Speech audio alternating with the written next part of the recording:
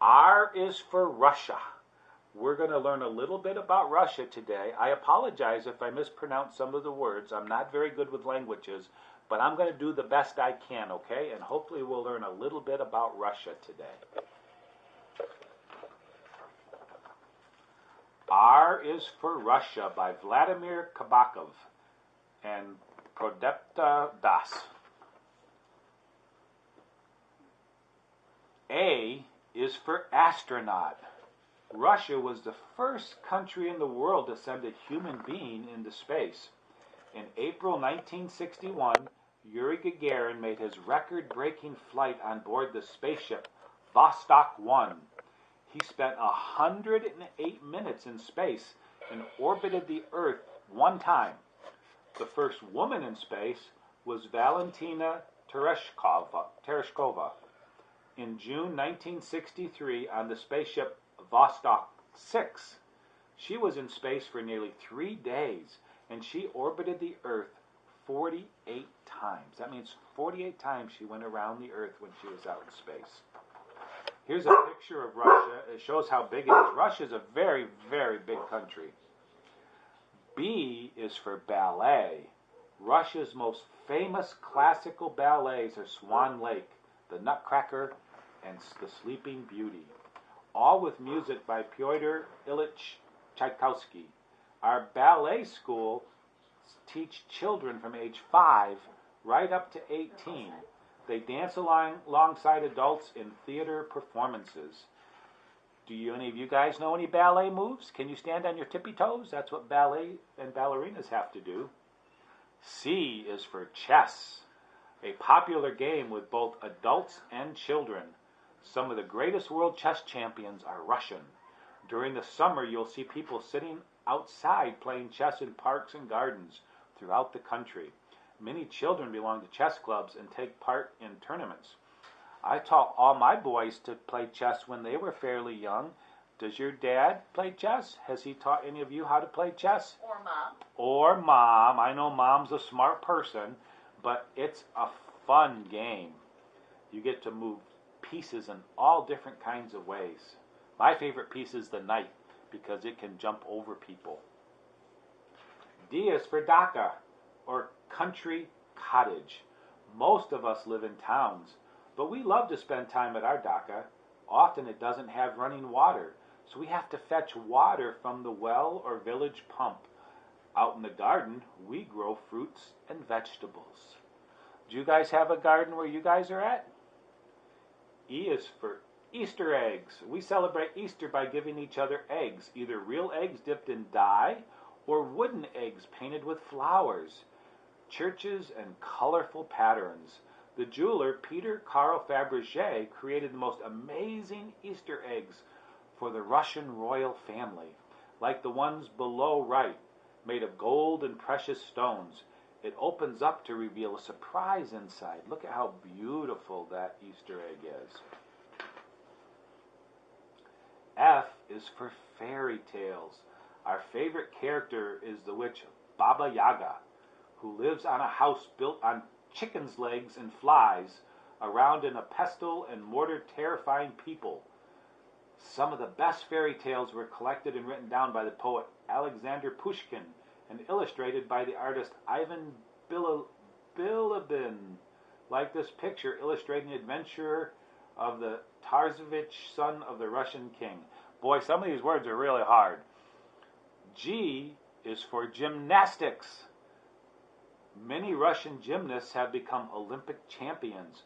Promising young gymnasts go to classes at the Moscow Children's Palace of Culture and Sport and spend hours practicing their routines. Even if they don't end up as Olympic gymnasts, their gym lessons help them grow up fit and healthy. Do you guys exercise? Can you do a somersault?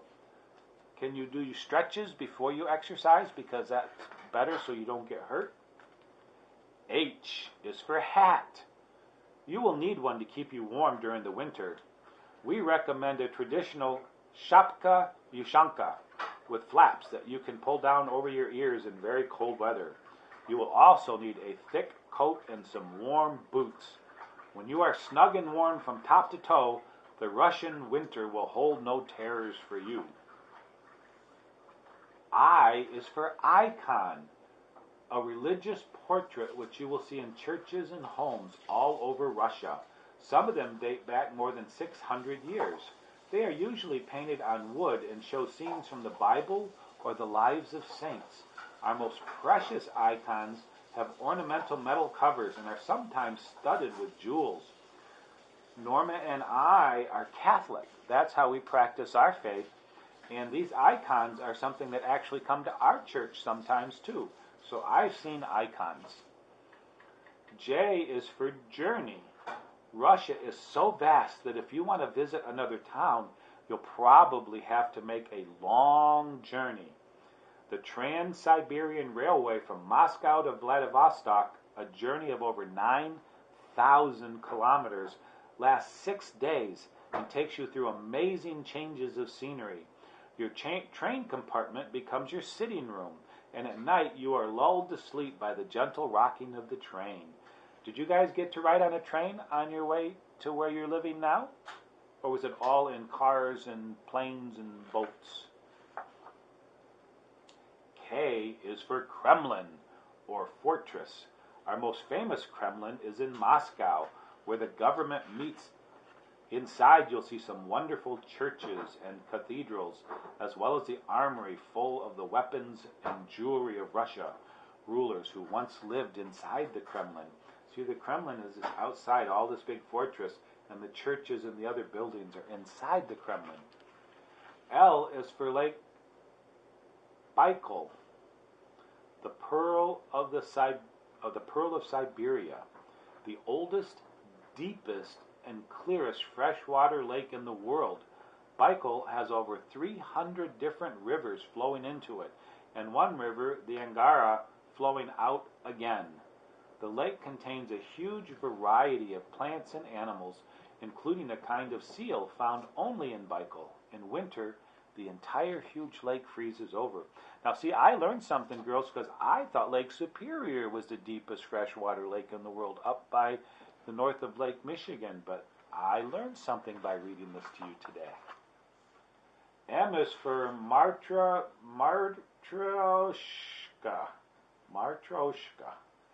Hidden one inside the other. This traditional set of wooden dolls is simple to take apart, but not so easy to put together again. The dolls usually show a cheerful woman, and it's the same picture, the same face, but you can also buy Matryoshki with the faces of famous people, such as politicians. So you can get a politician on it instead of just a woman. But usually when you see them, it looks just like that. N is for north. A huge area known as the tundra stretches up to the Arctic Ocean. The earth is frozen most of the year, and the sea freezes in winter, making it ideal for skiing and sledging. Home to reindeer, bears, Arctic foxes, and polar bears. The region is always dark in winter and light in summer, when it is known as the land of the midnight sun. O is for Orthodox Church. The blue and gold domes of Russian Orthodox churches sparkle in the sunshine, and their bells call people to prayer. Inside, the walls and ceilings are often painted with frescoes and hung with icons. We talked about icons earlier. On festival days, the priests and worshipers carry icons in procession around the church. See, can you see them? That's carrying an icon there, and they're carrying banners. P is for pancakes. Yay! I like pancakes. Eaten on special occasions such as Maslenitsa.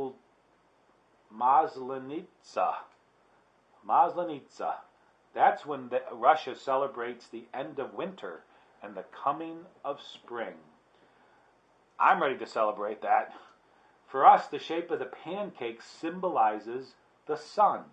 We like eating our pancakes with sour cream, melted butter, jam, or caviar. Do you guys know what caviar is? It's fish eggs. They like that in Russia.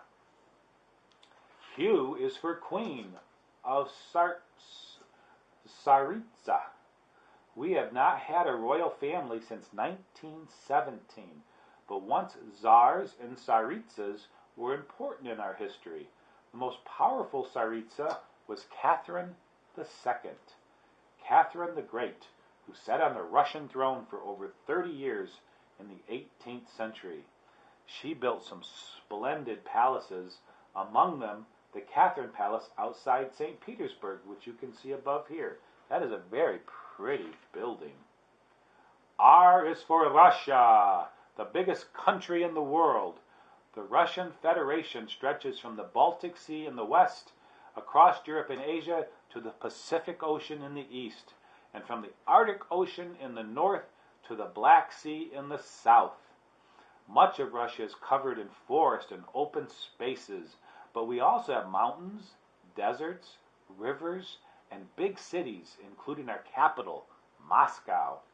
During her history of splendor, revolution, and change, Mother Russia has produced some of the greatest scientists, sportsmen and women, writers, dancers, and composers in the world.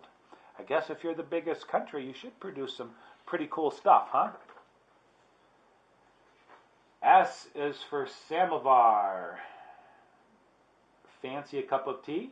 Then we'll light the samovar. It keeps the water hot so that you can have tea whenever you like. And to make sure the tea doesn't get cold, there's a stand on top to hold the teapot. Lighting a samovar is not easy, though. Many people now use electric samovars or kettles instead.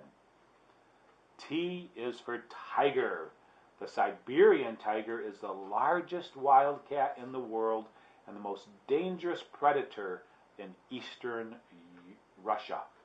There are not many left, so there's a ban on hunting them. That means you can't go and kill a Siberian tiger. They feed on wild boar and deer, and they rarely attack humans. Seeing one of these beautiful wild animals is an experience that you would never forget. U is for Underground Railway.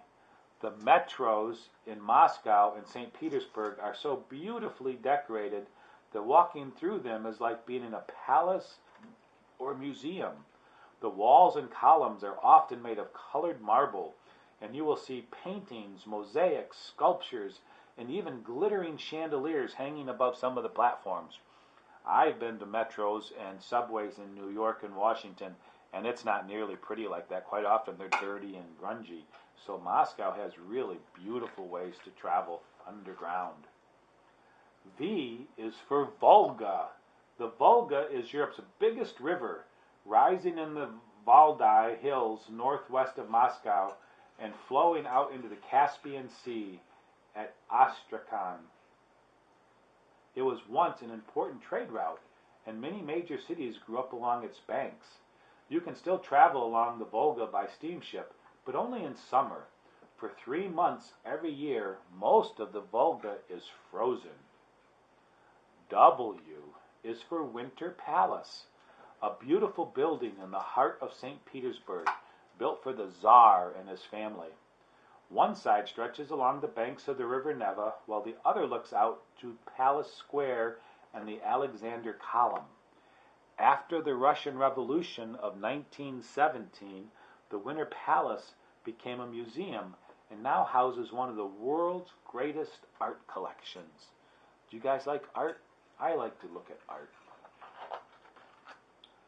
X is for Zop, or choir, pronounced whore.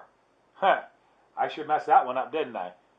It says X-O-P, I said Zop, and it says pronounced H-O-R, which I would say is whore. Children sometimes take part in recitals alongside adults, often dressed in traditional costume. They sing classical pieces, folk, and even pop songs. On festival days, such as the May Day holiday, families will often sit around the table after their meal and sing. Do you guys sit around the table and sing? I bet you guys do, because you guys are silly and you like to do fun things like that. They're often accompanied by the guitar, piano, accordion, or a traditional string instrument called the balalalalalalalalaika. I got a couple extra la-la-las in there. Y is for youth club.